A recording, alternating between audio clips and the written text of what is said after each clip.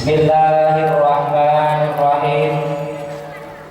Assalamualaikum warahmatullahi wabarakatuh. Alhamdulillahi rabbil alamin. Wal aqibatu lil muttaqin. Wala udwana illa 'alal zalimin.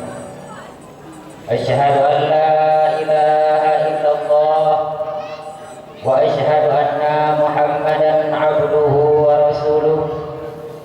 Allahumma shalli wa sallim ala sayyidina Muhammad asyrafil anbiya'i wal mursalin wa ala alihi wa sahbihi ajma'in.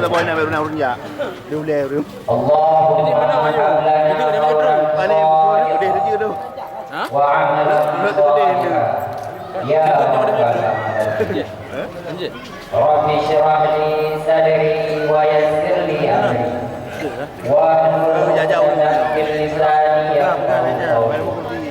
Rabbi zidni ilma warzuqni fahma wa faqihna wa la hawla wa la quwwata illa billah. Allahu akbar. Allahu akbar walillahil hamd. Ikhwani wa akhwati fiddin, al-hadirin wal hadirat, al-mustami'in wal mustami'at, al-musyahidin wal musyahidat, al-mu'minun wal mu'minat, dimanapun antum berada, rahimani wa rahimakumullah. Selaku kita hamba Allah dan umatnya Nabi Muhammad, pertama-tama marilah kita memuja dan memuji kepada Allah, yang mana oleh Allah dari tadi pagi sampai pada malam ini yang telah menampakkan kudrah dan iradahnya di hadapan kita semua, sehingga kita sama-sama telah menyaksikan yang mana kebesaran Allah, keadilan Allah, kebaikan Allah itu mutlak terjadi. Dan ini ketibaannya, moga-moga dengan berkat kita adakan dakwah pada malam ini, dengan berkat kita adakan maulid tadi pagi, mudah-mudahan menjadi satu sebab daripada Allah untuk menurunkan rahmat dan nikmatnya kepada kita yang bagi-bagi. Dikarenakan salah satu daripada misi uang Islam adalah dakwah.